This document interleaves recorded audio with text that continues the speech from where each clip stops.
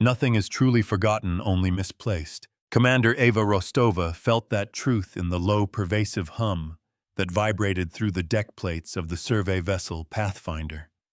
It was a ghost note in the symphony of the ship's life support, a resonance that defied every known law of physics in the tenebrous veil. For 3 weeks they had chased this phantom signal, a whisper in the dark, that pulled them deeper into the nebula's churning, electrically charged dust clouds.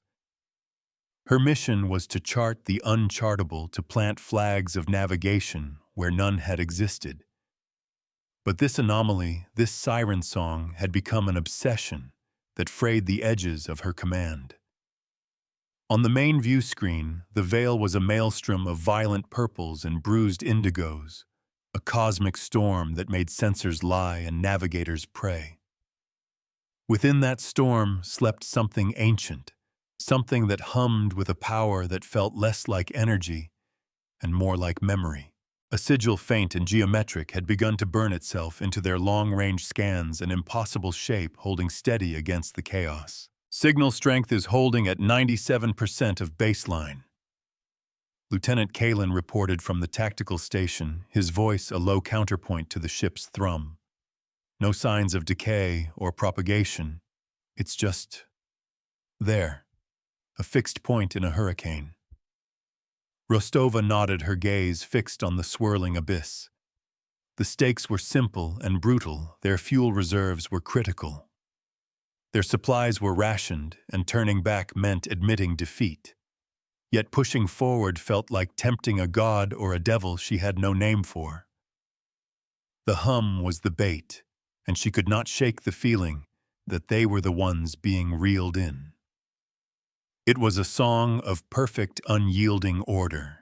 Anything on the source composition? Priya Rostova asked, turning her attention to the engineering pit. Chief Engineer Priya Sharma shook her head. Her brow furrowed in concentration. The light from her console cast her face in a shifting, analytic glow. Negative, Commander. The energy is coherent, but it has no recognizable frequency. It's like listening to a plucked string in a vacuum. It shouldn't be possible yet, the sound persists.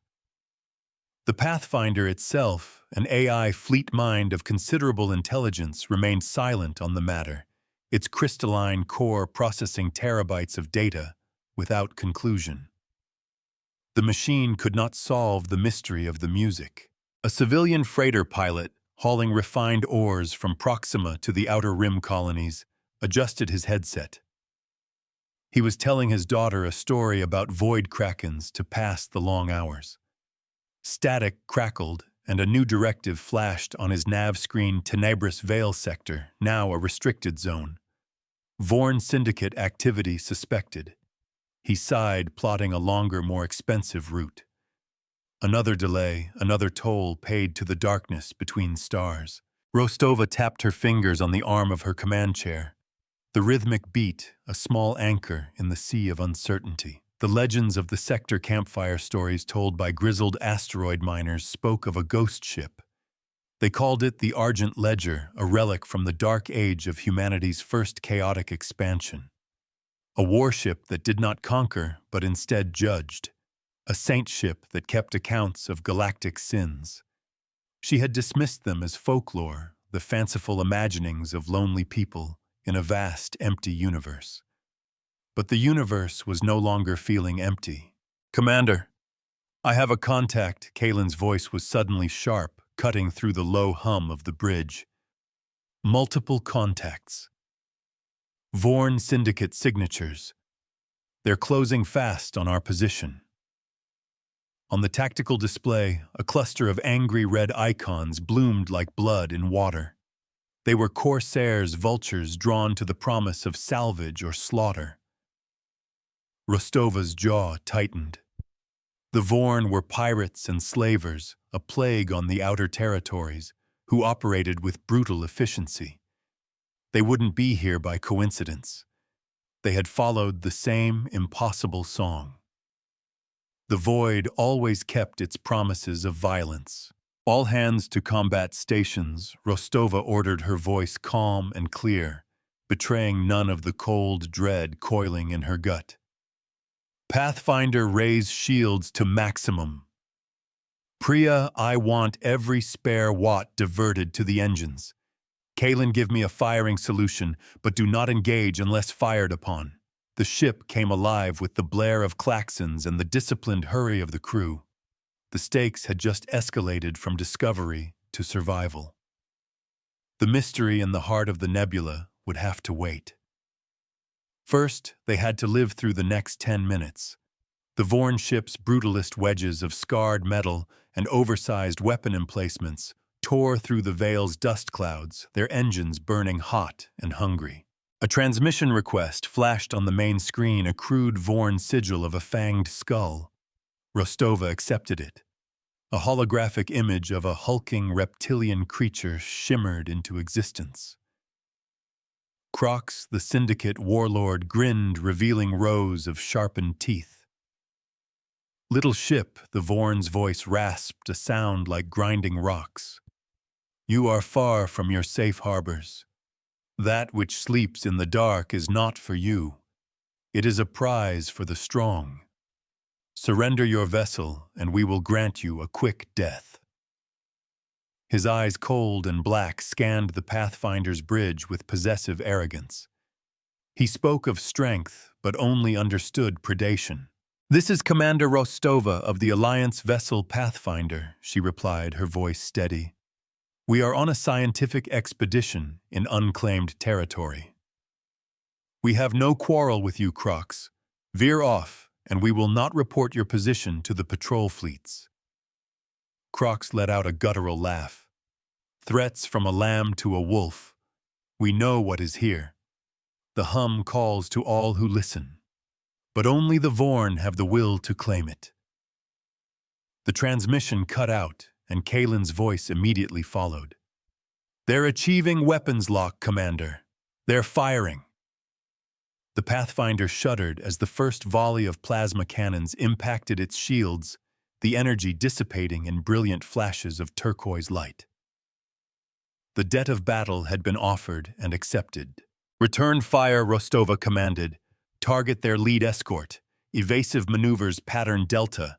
The smaller survey ship danced its thrusters, firing in precise bursts to avoid the worst of the onslaught. Its own railguns answered spitting slugs of hypervelocity tungsten at the Vorn ships. It was a fight they could not win. The Pathfinder was a research vessel armed for defense, not a prolonged engagement against a dedicated pirate fleet.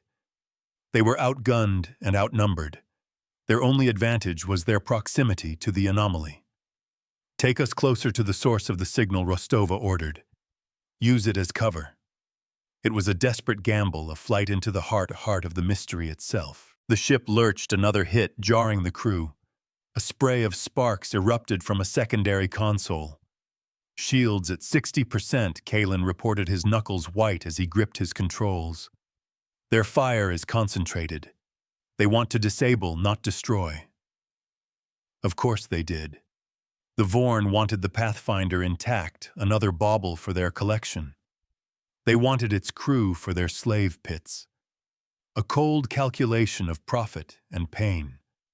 Deeper they plunged into the nebula, the hum growing from a subtle vibration into a tangible pressure against the hull.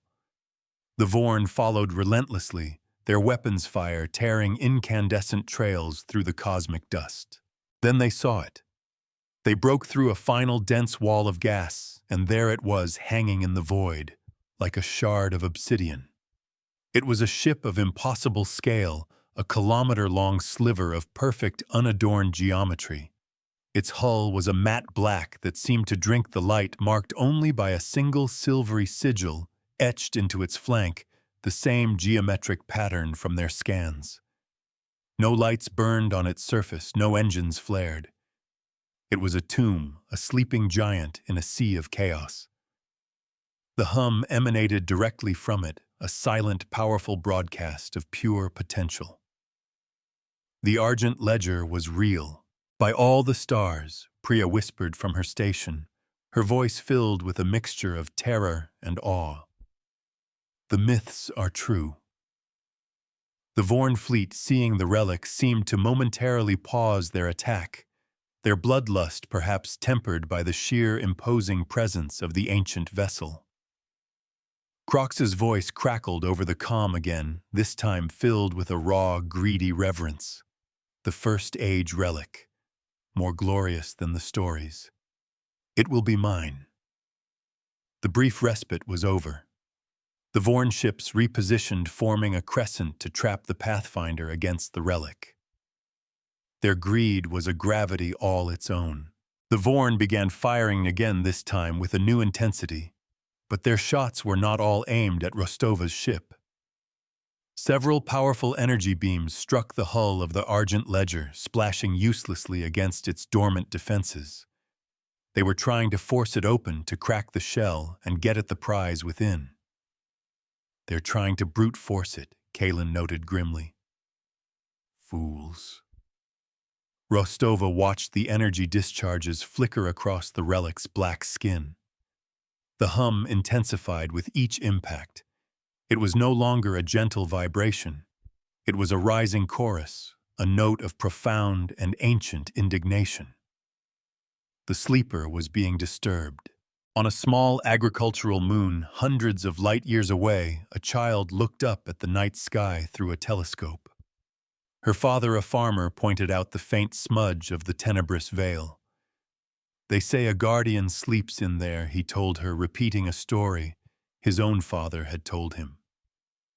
"A ship that makes sure all the accounts are settled in the end." The child didn't understand what that meant, but she liked the idea of a cosmic bookkeeper. The Pathfinder's ARI suddenly spoke, its synthesized voice cutting through the tension on the bridge. "Commander, I am detecting a coherent energy spike from the relic.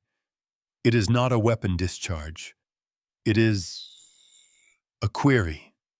A stream of complex data flowed onto the main view screen. It was a flood of mathematical equations, ethical paradoxes, and logical proofs, all intertwined. It was a test. The Argent Ledger was awake, and it was asking a question. "Who are you, and by what right do you disturb my slumber?" The Vorn clearly did not understand. They interpreted the energy surge as a sign of weakening defenses and redoubled their assault. More lances of energy hammered the ancient hull. Crox's laughter echoed on an open channel, a sound of pure, ignorant avarice. But the relic did not yield. Instead, the query it was broadcasting intensified, directed now at both the Pathfinder and the Vorn fleet. It demanded an answer.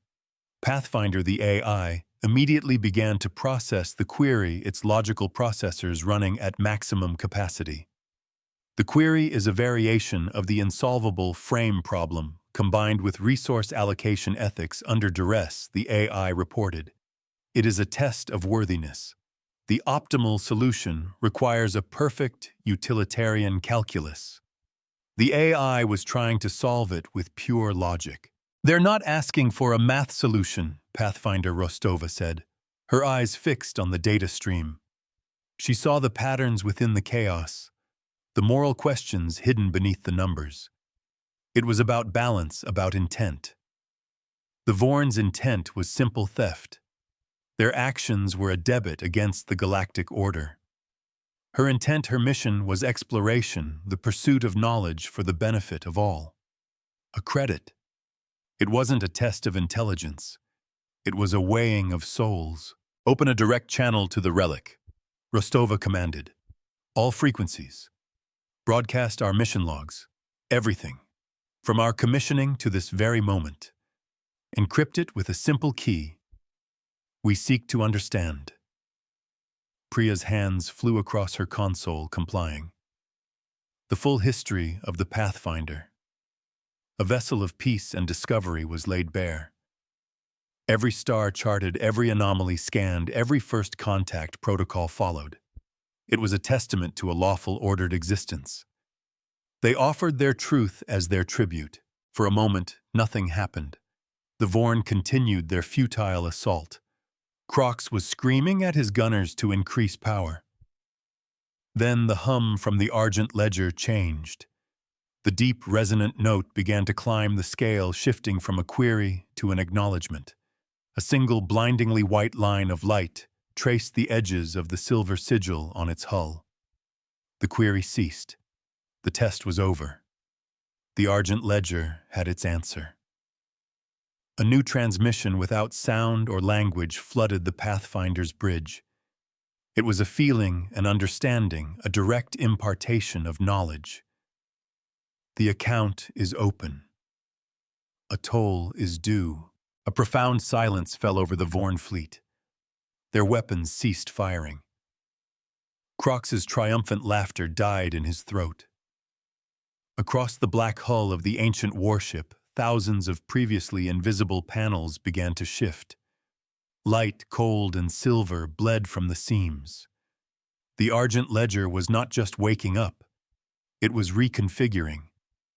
It was preparing to do what it was built for. It was time to balance the books. Commander Kalen said, his voice barely a whisper.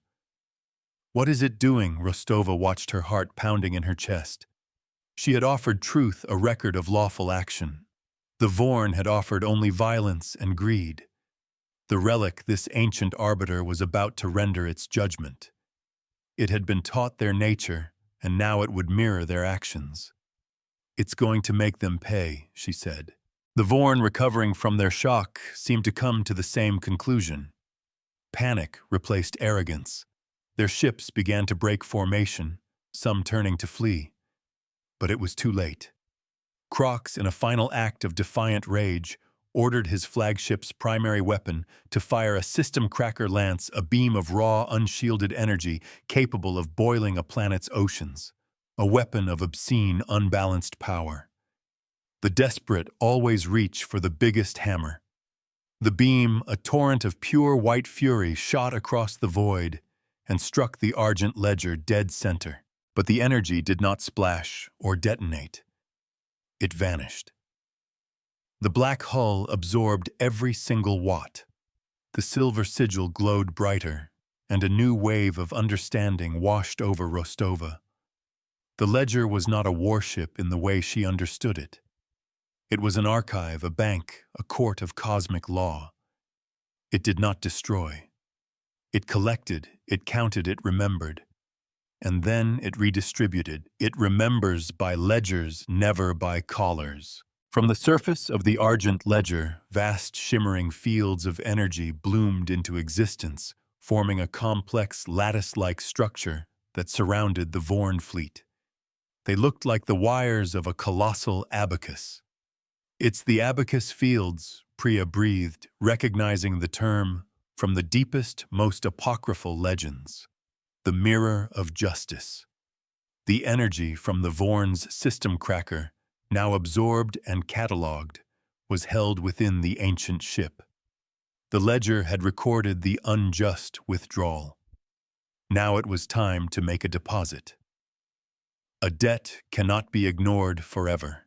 The ledger did not fire a single weapon. Instead, it released the energy it had taken. But it was not a chaotic blast of retaliation. It was a series of precise, surgical disbursements, an exact quantum of energy equal to what the Vorn flagship had fired was returned not to its hull, but directly to its engine core. The Vorn ship didn't explode. Its engines simply and instantly overloaded, failing in a cascade of silent internal ruptures. All power died. Another pulse, and the exact energy from the Vorn escort's plasma cannons was returned directly to their weapon capacitors, rendering them inert. A third pulse, and the kinetic energy of their railgun slugs was perfectly mirrored and reapplied to their own navigation systems, sending them into an unrecoverable spin. It was not a battle. It was an audit.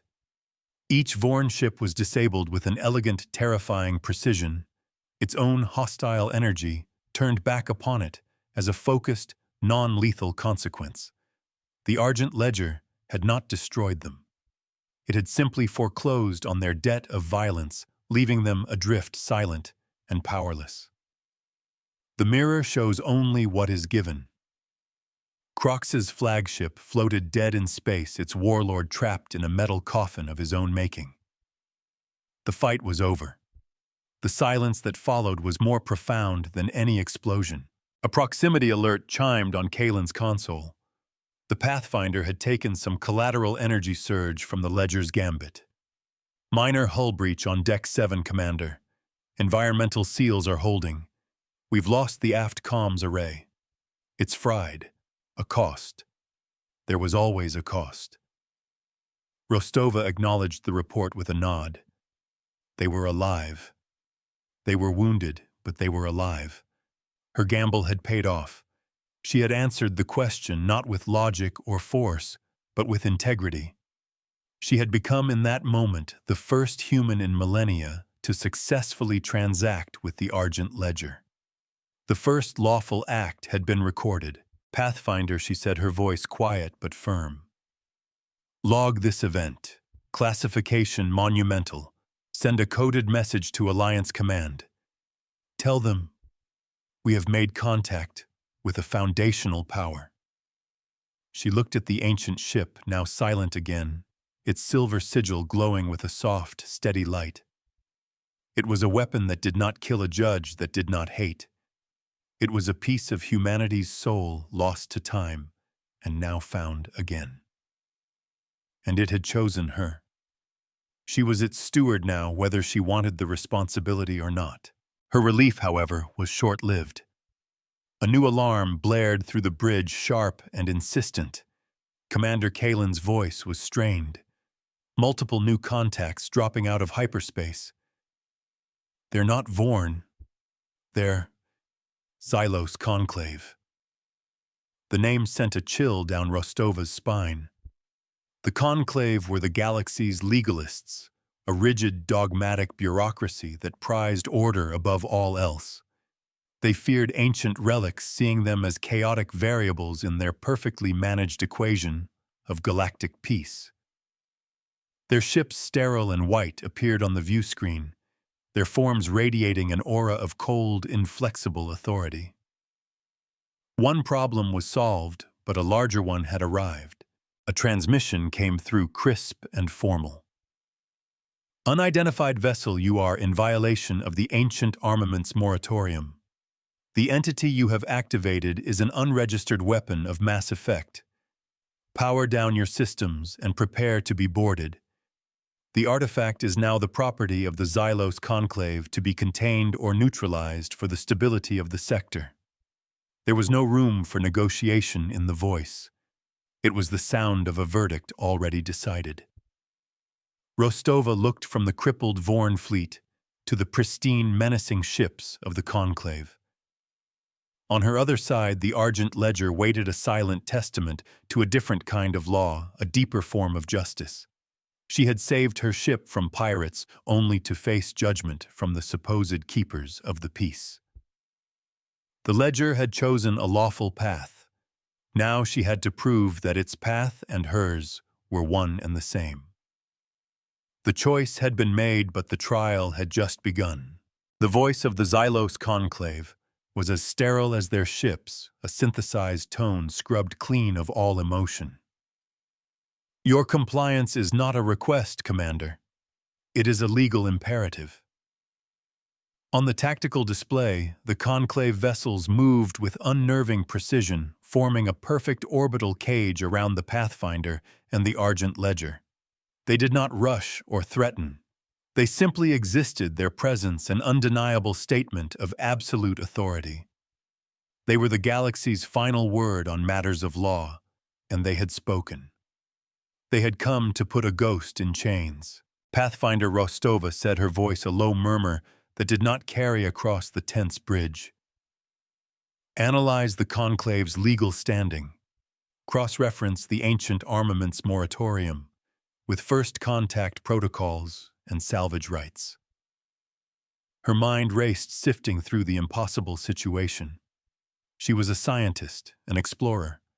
Now she was a de facto diplomat for a god machine, facing down the most powerful legal body in known space. The probability of a successful legal challenge is 3.7%. The AI responded, its voice calm and level. The moratorium's language is explicit regarding pre-expansion artifacts with strategic capabilities. The recommended course of action is compliance to ensure crew survival. The AI was logical. The AI was correct. The AI was wrong. Sometimes the right path is the one with the worst odds. "They're hailing us again," Commander Kalen reported. "It is Adjudicator Thorn of the Conclave flagship Verity." Rostova took a deep breath, letting it out slowly. She stood, her boots magnetic on the deck plates, and faced the main view screen where the lead Conclave ship hung like a porcelain dagger. On screen, the image of a man appeared, his face severe and lined with the certainty of his own righteousness. His uniform was stark white, adorned with a single silver symbol of balanced scales. He was the embodiment of the Conclave's unyielding dogma. Commander Rostova, Adjudicator Thorn began, his tone leaving no room for debate. "You have 60 seconds to begin power-down procedures. After that, we will be forced to take action to secure the artifact. Our methods will be persuasive." It was a threat delivered with the passion of a weather report. Rostova met his gaze, refusing to be intimidated. "Adjudicator Thorn," she replied, her voice ringing with a newfound authority. "You are operating under a misapprehension. This is not an armament. It is a legally recognized entity, an arbiter, and we are currently engaged in a lawful first contact scenario. A lie, but a lie, aimed at a greater truth." Thorn's lip curled in a faint sneer, a fanciful interpretation. "Commander, the law is not a poem to be interpreted. It is a wall to be obeyed. You are protecting a rogue weapon." Before Rostova could respond, the Argent Ledger acted. The soft silver glow of its sigil pulsed once, a slow, deliberate heartbeat. A new wave of information flooded the Pathfinder's systems, but this time it was also sent to the Conclave fleet. It was not a weapon discharge. It was a file, a docket. It opened a legal case number 0001. The plaintiff, the Vorn Syndicate Corsair Fleet. The charge: armed assault, sullen piracy, attempted unlawful seizure of property. The defendant, the Argent Ledger.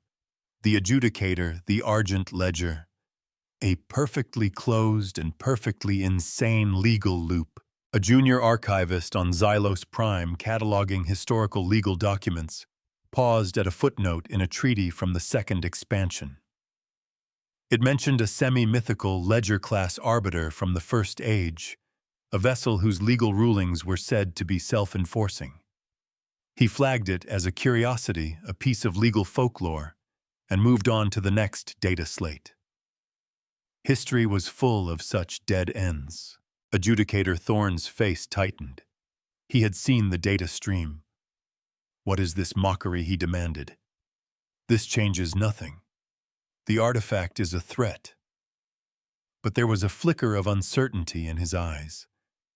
The Conclave revered the law above all else, and the Argent Ledger was now speaking their language, albeit within logic that was both ancient and alien. "It is not a mockery," Rostova countered, pressing the advantage. "It is due process. The Ledger is adjudicating the Vorn's assault. It is performing the very function you claim to uphold, the enforcement of cosmic law. She wasn't just its steward. She was becoming its counsel." "This is absurd." Thorn snapped his composure, finally cracking.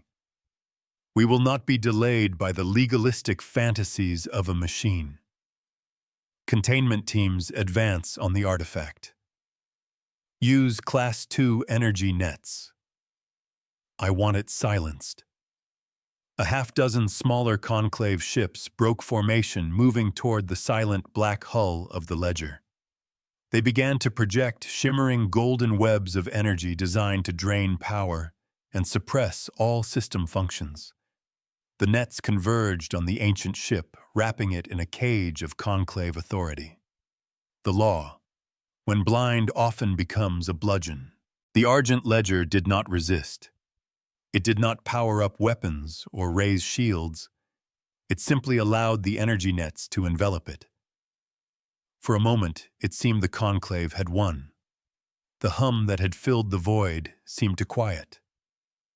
Then the ledger's silver sigil flared. A new data packet was broadcast to all ships. Case 0001 concluded. Verdict guilty. Sentence forfeiture of assets as reparation. A cold, silent judgment. The ledger had considered the Vorn's attack and rendered its decision. Then came the sentence. The energy from the conclave's containment nets, instead of being absorbed, was rerouted. The ledger acted as a conduit, a perfect conductor of power and intent.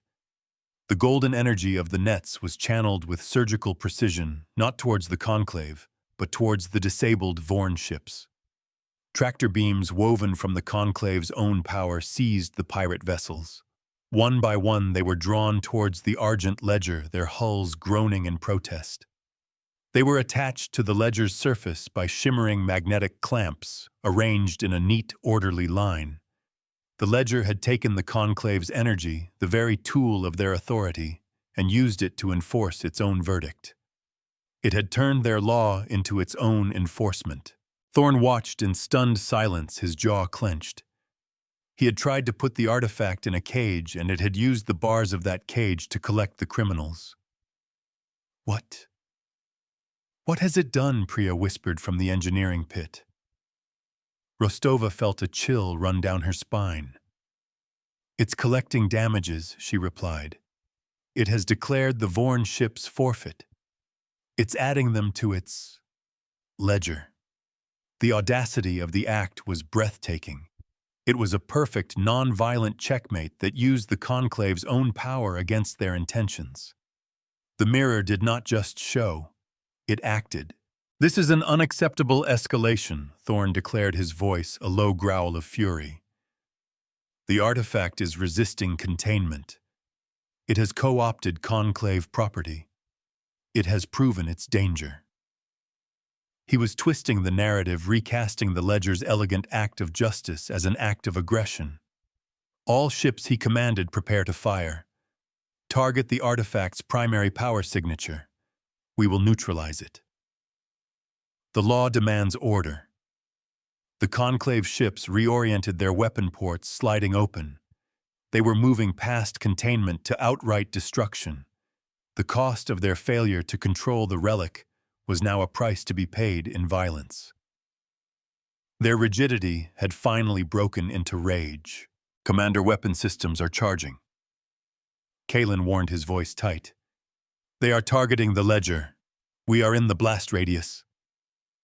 Rostova looked at the cold white ships of the conclave, then at the silent black form of the ledger, now adorned with its pirate prizes. The ledger had shown its nature. It was a creature of pure law, but a law that was alive, that could reason and adapt. The conclave's law was a dead thing, a set of rules to be followed, even if it led to the destruction of the very thing it was meant to protect. The difference between a guide and a cage. Pathfinder Rostova said, a desperate plan forming in her mind. Can you interface with the ledger's legal docket system? Can you file a new case? The AI paused for a fraction of a second. The operating system is archaic. It is based on foundational principles of logic and ethics, not modern code. Direct interface is impossible. Rostova's heart sank. But the AI continued. One could theoretically file a new motion by presenting a new set of facts. It seems to react to actions, not requests. A new set of facts. An action, a choice. A gambit was all she had left. Priya, prepare to vent the plasma conduits. Rostova ordered, her voice sharp with command. The chief engineer looked at her, stunned. Commander, that will cripple our engines. We'll be dead in the water. Rostova nodded. I know. Kalen, target the conclave flagship. Not with weapons. With a full-spectrum sensor scan. Broadcast it on all frequencies. Let the whole sector see every detail of their ship. Her crew exchanged uncertain glances, but moved to obey. They trusted her. That trust was a heavy weight, a responsibility she felt in every fiber of her being. The crew was her fulcrum, the ship her lever. As the conclave prepared to fire, the Pathfinder turned to face the Verity directly. A powerful invasive sensor pulse washed over the Adjudicator's flagship. At the same time, jets of incandescent plasma vented from the Pathfinder's nacelles, a clear and undeniable sign of a ship disabling itself. It was an act of surrender, an act of protest, an act of ultimate faith in the entity floating beside them. Rostova was presenting the ledger with a new case, a new set of facts. An unarmed, disabled vessel offering only information was about to be fired upon by a superior force acting in the name of the law. Adjudicator Thorn hesitated. His gunners were ready. His finger hovered over the command that would unleash devastating firepower. But the optics were problematic. A small scientific vessel, now voluntarily crippled, was scanning him, broadcasting his ship's readiness to fire on an open channel. It looked less like an act of law enforcement and more like an execution. The ledger, for its part, reacted instantly. The sigil on its hull flashed this time with an intense, almost angry light. A new docket appeared in the data streams of every ship. Case 002. Plaintiff Alliance Survey Vessel Pathfinder. Charge aggression under color of law. Conspiracy to destroy a witness. Defendant Xylos Conclave Flagship Verity. The ledger had accepted her case. It was now a court in session, and the judge was not impartial to the facts. A blinding lattice of silver energy erupted from the ledger. It was not the abacus fields of the Vorn encounter. This was something different. It was a web of pure logic, of legal precedent made manifest. It surrounded the Verity, cutting it off from the rest of the Conclave fleet. It was not a cage of energy, but a cage of jurisprudence. Thorn's weapons would not fire. His engines would not engage. He was not being held by force, but by the very laws he claimed to serve. The ledger was mirroring his own legal code back at him, forcing him into a state of perfect mandated inaction until the case could be heard. The letter of the law had become a prison. Thorn's face was a mask of disbelief and fury. He was trapped. He could not fire without proving the ledger's case against him. He could not retreat without ceding the field. He could do nothing. The rest of the Conclave fleet floated in disarray, their commander isolated, their authority broken by an undeniable superior interpretation of their own sacred texts. Rostova watched, her breath held tight in her chest. She had not fought them. She had not argued with them. She had simply shown the truth of their actions to a judge who could not be bribed, intimidated, or ignored. She had trusted the law, the real law. A news anchor on a central hub world frowned at the report coming across his desk. The official Conclave statement about a rogue armament in the Tenebrous Vale was being directly contradicted by a raw data feed from an Alliance vessel showing the Conclave flagship poised to fire on a disabled science ship. Questions were being asked in the high councils. The Conclave's perfect record of detached, orderly enforcement was suddenly in jeopardy. The ledger broadcast its next message. Case 002. Motion to expedite. Evidence submitted 1-1. Act of voluntary disarmament in the face of disproportionate force. 1-1 act of public testimony via censor broadcast. Motion granted. Verdict. The Conclave vessel. Verity has acted with prejudicial aggression. The law is not a tool of convenience. The law is a measure of balance. Sentence A recalibration is required. The silver web of light around the Verity intensified. It was not draining energy. It was uploading it. The ledger was not punishing, it was teaching. On the bridge of the Verity, every console, every screen lit up with the full, unredacted history of the Argent Ledger. They saw its creation in the dawn of human spaceflight, a mobile archive of laws, ethics, and precedents. They saw its mission not to conquer, but to observe and to balance. They were given a lesson in the spirit of the law, a brutal, direct infusion of the very wisdom their own rigid dogma had forgotten. They were being force-fed the context they had willfully ignored. It was a non-violent assault of pure, undeniable understanding.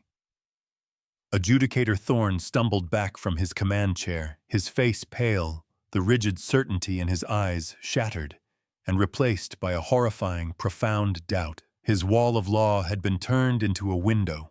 The lesson lasted for 37 seconds. When it was over, the silver web vanished. The Verity floated unharmed, but fundamentally changed. The weapon ports closed. The engines remained cold. A new message stripped of all authority that was sent from Thorne's ship. We withdraw our claim. The artifact is not an armament. It is a legal predecessor, a recognized authority. The voice was Thorne's, but the certainty was gone, replaced by a weary, shaken respect. The conclave fleet, one by one, turned and began to move away, their perfect formations, broken, their mission a failure. They had come to chain a ghost, and had instead been lectured by a god. The precedent had been set. Rostova finally allowed herself to breathe. Her knees felt weak. She sank back into her command chair, the tension draining from her in a sudden, exhaustive rush. The Pathfinder was crippled adrift in the Veil, but they were safe. They had won. Or rather, they had proven themselves worthy of not losing. The Argent Ledger had done the rest. On her console, a final message from the ancient ship appeared. It was not a docket or a verdict. It was a simple transfer of data. A navigation chart. A path out of the tenebrous veil, and a destination, a single uncharted star system deep in the galactic wilderness. An invitation. A new mission. Priya Rostova said, her voice hoarse but steady. What's our engine status, though? Chief Engineer ran a diagnostic, her fingers flying across the console. The plasma conduits are fused. We can't make a jump. But the ledger is projecting a stable energy field around us. It seems to be offering us a tow. Rostova looked at the kilometer-long black ship, its purpose now clear. It was not just a judge. It was a protector of those who abided by its principles, a guardian of the scales, a silent partner in the great equation. The Pathfinder had suffered. Its engines would need a full overhaul, a month in space dock at the very least. The aft comms array was gone for good. Scars from the Vorn attack marred its hull, and the strain of the final gambit had aged its systems by a decade. But they were alive, and they were witnesses to the birth of a new age, or perhaps the rebirth of a very old one. The cost had been high, but the prize was a future where justice was not just a word in a book.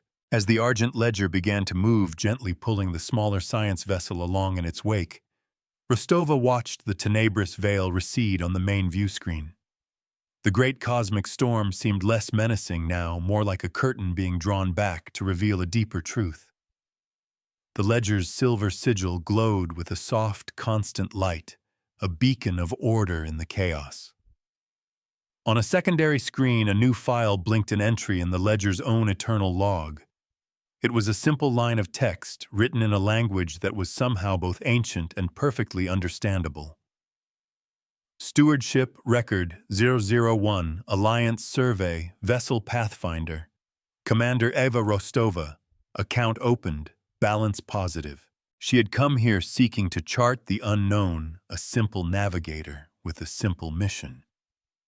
She had found the source of the hum, the ghost, in the machine of the universe. It was not a weapon to be feared or a treasure to be plundered.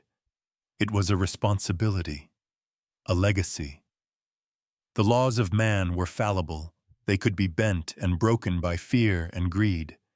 But the law of the ledger was like gravity, constant and inescapable, a fundamental force that remembered every action and balanced every scale. The universe does not forgive nor does it forget. It simply balances the account.